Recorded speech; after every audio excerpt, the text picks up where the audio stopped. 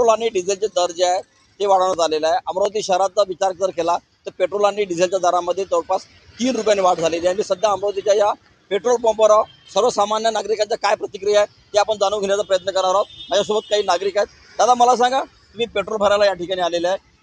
आजपासून पेट्रोल 3 रुपयानं वाढलेलं आहे, काय तुम्हाला काय वाटते? काय वाढणार आहे? इलेक्शन झाल्यावर सर्वसामान्याची लूटच होणार आहे, हं. त्यामुळे ते वाढणार होतं. तुम्ही अपेक्षा केली होती अशी?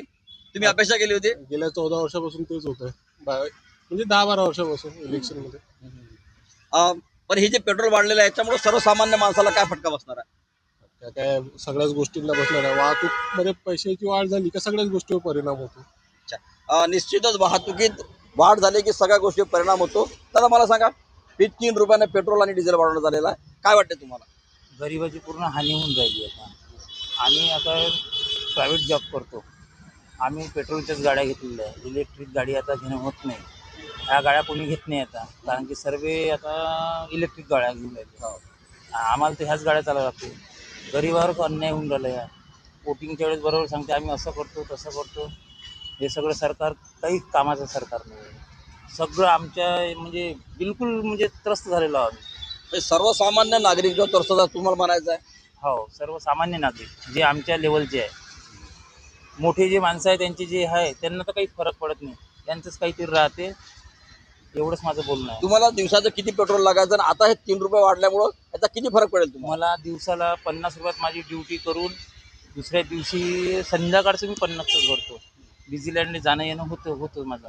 आता मला जर अचानक मधात जर गाडी बंद पडली तर मी काय करायचं? तिथून पैदल यावं लागते आणि डेली पेमेंट होत नाही आमचं। गरिबाचं डेली पेमेंट देत नाही आमचे मालक लोक, महिनेवारी देते।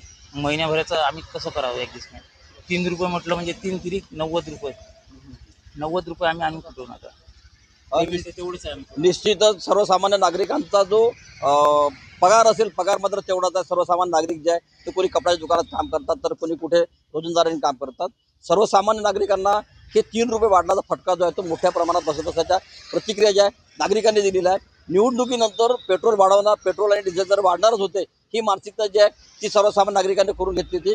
कारण गेल्या 10 ते 12 वर्षापासून असंच होत आहे, अशी प्रतिक्रिया देखील संतप्त प्रतिक्रिया नागरिकांनी दिलेली आहे। त्यामुळं या पेट्रोल डिझेलच्या दरवाढीमुळे सर्वसामान्य नागरिकांच्या खिशाला मात्र आता भार सहन करावा लागणार आहे।